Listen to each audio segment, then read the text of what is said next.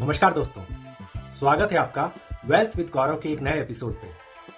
आपको मालूम ही है कि इस चैनल पे हम बात करते हैं मनी के बारे में, मैनिफेस्टेशन के बारे में, आपके ग्रोथ के बारे में और आपकी वेल्थ को बहुत बहुत ज्यादा ग्रो करने के लिए कि जिससे आपका सेल्फ डेवलपमेंट भी हो सके, आपका आत्मविश्वास भी रह सके और आपकी वेल्थ इतनी हो सके कि आपको आगे पैसे के लिए काम नहीं करना पड़े, आप जो मन चाहे वो काम कर सकें। तो आज हम इस बार बात करेंगे कि कैसे एक छोटी सैलरी कमाने वाला आदमी या छोटी सोच वाला जो व्यक्ति है, मतलब इतना ज्यादा वो ग्रो नहीं कर पाया है। लोग बोलते हैं कि आप जो तरीके बताते हैं वो तरीके हैं तो बहुत सही, मगर हमारी कमाई तो इतनी है ही नहीं कि हम उसमें इन्वेस्टमेंट चालू कर सके या फिर कुछ लमसम कर सके या सिर्फ कर सके। तो जब तक पैसा नहीं होगा तो वो पैसे को खींचेगा कैसे? आपका तरीका तो सही है, मगर उसको कैसे हम इंप्लीमेंट करें। तो आज हम इसी पे बात करेंगे कि कैसे आप एक छोटी सी पूंजी, एक 20 रुपए 10 रुपए ऐसी कुछ पूंजी लगा करके भी अपनी एक जर्नी को शुरुआत कर सकते हैं और उससे आप लगभग 1.5 से 2 करोड़ के आराम से टारगेट तक भी पहुंच सकते हैं। पर आपको इसमें समय देना पड़ेगा, निरंतरता करनी पड़ेगी। कैसे करनी पड़ेगी ये इस वीडियो में हम बात करेंगे। चलिए शुरू करते हैं। तो दोस्तों, आजकल जो YouTube पे ट्रेंड चल पड़ा है कि कुछ लोग तो सिप का घनघोर मतलब उसका समर्थन करते हैं कि अगर आपने सिप नहीं किया, अगर हर महीने स्टेप अप नहीं किया सिप को, तो आपका अनर्थ हो जाएगा, आप कहीं एक बड़ी मंजिल तक नहीं पहुंच पाएंगे। आपको एक बड़ी राशि से फटाफट सिप स्टार्ट कर देनी चाहिए। अगर परिवार के 3 से 4 मेंबर कमाऊ हैं तो आपकी 3 से 4 सिप चलनी चाहिए, तभी आप फाइनेंशियली फ्री हो सकेंगे। और ऐसा ही कुछ कहते मिलेंगे। वहीं एक दूसरा तबका भी है YouTube पे जो आपको ये समझाते हुए मिलेगा कि साथियों, अगर आप ये सब सिप करते हो या लमसम अमाउंट एंजॉय करते हो तो आप एंजॉय कहां से करोगे? आप फोमो के शिकार हो जाओगे। फोमो मतलब फियर ऑफ मिसिंग आउट। आज मान लीजिए कि आपको कोई गाड़ी खरीदनी है या आपको कोई शर्ट वगैरह खरीदनी है, मगर आपको उसका त्याग करना पड़ेगा। क्यों? क्योंकि आपका अमाउंट तो सिप में लग रहा है। तो दोस्तों, ऐसा नहीं है। इन दोनों ही परिस्थितियों का जवाब है कि आपको अपने खर्चों के लिए कुछ राशि निकालनी पड़ेगी और उससे पहले आपको अपने इन्वेस्टमेंट के लिए कुछ राशि निकालनी पड़ेगी। इसमें हम 50-30-20 का रूल भी अप्लाई कर सकते हैं। मतलब कि 50% जो है आपका बेसिक्स के लिए जाना चाहिए, 30% आपकी जो डिजायर है उसके लिए जाना चाहिए और 20% से 10% आपका इन्वेस्टमेंट हमेशा ही होना चाहिए। तो दोस्तों, इसी को समझने के लिए आज का उदाहरण आपको समझना बहुत जरूरी है और इस उदाहरण की मदद से आपको पता चलेगा कि जीवन में कैसे एक बड़ा लक्ष्य भी प्राप्त किया जा सकता है और ये सब ज्यादा कुछ करने की जरूरत भी नहीं है। चलिए शुरू करते हैं। तो दोस्तों, ये बात है कुछ समय पहले की, जबकि हमारे मोहल्ले में ही रहने वाला नरेंद्र नाम का व्यक्ति, जो कि दोस्त भी कह सकते हैं, मेरे पास आया और बोला कि भैया, मेरी इनकम तो 8 से 10 हजार रुपए है। अब मैं कैसे इन्वेस्टमेंट शुरू करूं या फिर क्या मैं भी एक करोड़पति बन सकता हूं? तो मैंने उसे समझाया कि क्यों नहीं, तुम भी वो सब कुछ पा सकते हो जो एक अमीर आदमी पा सकता है। बस तुम्हें भी अपना एक बीज लगा देना है और उसके बड़े होने का, वृक्ष का बड़े होने का वेट करना है। पर भैया, मेरा तो खर्चा ही बहुत मुश्किल से चल पाता है, मैं कैसे करूं? तो मैंने कहा कि ठीक है, कोई दिक्कत नहीं है, आपको बताते हैं कि भाई आप क्या करते हो। दिन भर आप ड्यूटी पे जाते हो? बोला जाता हूँ। दिन भर में कितनी आप चाय पी लेते हो? तो बोला 4 से 6 हो जाती है। और एक चाय का दाम कितना है? बोला लगभग 10 रुपए। तो जब एक चाय का दाम 10 रुपए है, आप दिन में 4 चाय से 6 चाय पी लेते हो, 60 रुपए खर्च करते हो, तो मैं आपसे कहूंगा कि आप दिन की मात्र 2 चाय का पैसा इन्वेस्ट करो, मतलब 20 रुपए। तो नरेंद्र हंसने लगा। भैया, आप क्या मजाक कर रहे हैं? 20 रुपए से कोई इन्वेस्टिंग चालू होती है? मैंने कहा होती है ना, क्यों नहीं होती मेरे भाई। अब देखो, 20 रुपए रोज यानी कि महीने के हो गए 600 रुपए। ठीक है, कोई दिक्कत नहीं है। 1 साल तक आप इसे इन्वेस्ट करोगे। 1 साल तक आपने इन्वेस्ट किया टोटल 7,200 रुपए। और आपको अगर म्यूचुअल फंड का रिटर्न हम माने कि ज्यादा भी नहीं देगा, कम भी नहीं देगा, तो म्यूचुअल फंड का जो रिटर्न है वो अगर आप मिड कैप या स्मॉल कैप के अंदर इन्वेस्ट करते हैं, क्योंकि आपके पास एक बड़ा टाइम पीरियड है इन्वेस्ट करने के लिए, तो आप ये रिस्क ले सकते हैं। तो आपको 14 से लेकर के 18% तक का रिटर्न आराम से उसमें मिल जाता है। ज्यादा भी मिलता है, मगर हम एवरेज रूप में इतना लेके चलते हैं और एक एवरेज मान लीजिए कि 15% का रिटर्न तो आपको मिल जाएगा।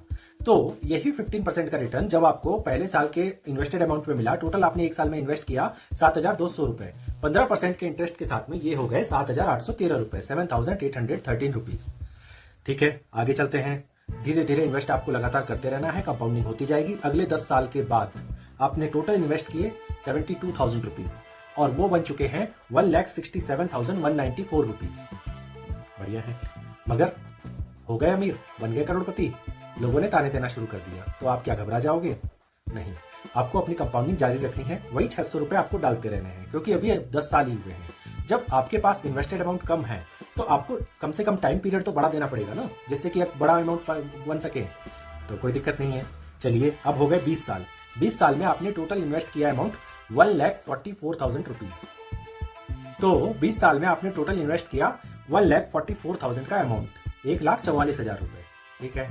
मगर अब कंपाउंडिंग यहाँ पे काम कर रही है, क्योंकि आपके जो 15% इंटरेस्ट आपको इसके ऊपर मिल रहा है, तो 20 साल में केवल 1,44,000 इन्वेस्ट करके आपने टोटल बना लिए हैं 9,09,573 रुपीज, यानी कि 9,09,573 रुपए। 20 साल के अंदर देखा आपने कंपाउंडिंग शुरू हो गई है। अब पहुंचते हैं आगे के 10 साल बाद। 30 सालों में आपने टोटल 600 रुपए पर मंथ के हिसाब से इन्वेस्ट किया है 2,16,000 रुपीज, 2,16,000 रुपए मात्र। अब आपकी जो कंपाउंडिंग काम करते करते आपको धन को पहुंचा चुकी है, 30 सालों में आपका अमाउंट बढ़ के बन चुका है 42,05,892, यानी कि 42,05,892 रुपए। तो बोलिए अब क्या कंपाउंडिंग का जादू आपको देखने को नहीं मिल रहा है? तो अब आते हैं अपन 40वें साल पे, जब आपको रिटायरमेंट लेना है। 20 साल की उम्र से आपने चालू किया, 40 साल तक आप इन्वेस्ट करेंगे और उसके बाद उस पेड़ में से फल तोड़ने का समय आ जाएगा। तो 40वें साल में क्या हुआ ये बताते हैं। तो 40 साल में हमारे दोस्त नरेंद्र ने टोटल जमा किया होगा धन 2,88,000, 600 रुपए पर मंथ के हिसाब से जमा करके। मगर कंपाउंडिंग के कारण 40 सालों बाद उसको मिलेगा 1,88,42,253 रुपीज। बोलिए, खाली 15% की कंपाउंडिंग से उसका धन इतना बड़ा हो चुका है। और अब जब वो रिटायरमेंट की एज पे पहुंच चुका है, तो वो अपने लिए या फिर अपने घर वालों के लिए उसमें से SWP करना स्टार्ट कर देगा, यानी कि सिस्टमैटिक विड्रॉल प्लान। अब तक जो हो रहा था वो था सिर्फ सिस्टमैटिक इन्वेस्टमेंट प्लान, और अब उसे सिस्टमैटिक विड्रॉल प्लान की जरूरत है, जब उसका एक कॉर्पस बहुत बड़ा हो चुका है। 1,88 लाख में से वो अब हर महीने 1.5 लाख रुपए महीना निकालेगा और फिर भी आराम से जीवन यापन करेगा। क्यों? क्योंकि उसका अमाउंट इतना बड़ा है कि उसके बाद भी उसे कोई तकलीफ नहीं होगी। तो इस तरह से कंपाउंडिंग का फायदा उठा करके एक छोटे से छोटा आदमी भी मात्र एक चाय के 20 रुपए रोज इन्वेस्ट करके एक बड़ा कॉर्पस खड़ा कर सकता है। तो बोलो, क्या इसमें कोई प्रॉब्लम है? तो नरेंद्र बोला, भैया ये सब तो ठीक है, मगर पुड़िया खाने वाला जो हमारा दोस्त है वो बोल रहा था, अरे यार ये सब करके क्या होगा, ये सब तो बहाने हैं, ऐसा होता नहीं है एक्चुअली में। तो मैंने उससे कहा, क्या तुमने जो हमारे सबसे बड़े इन्वेस्टर हैं उनका नाम नहीं सुना, वॉरेन बफेट? वो कहते हैं कि मैंने 11 साल की उम्र से इन्वेस्टमेंट चालू कर दिया था और मुझे लगता है कि मैं उसमें भी लेट हो गया था, और आज जब वो 90 साल के हैं तो वो हजारों करोड़ रुपए की राशि पर बैठे हुए हैं। तो क्या ये गलत है?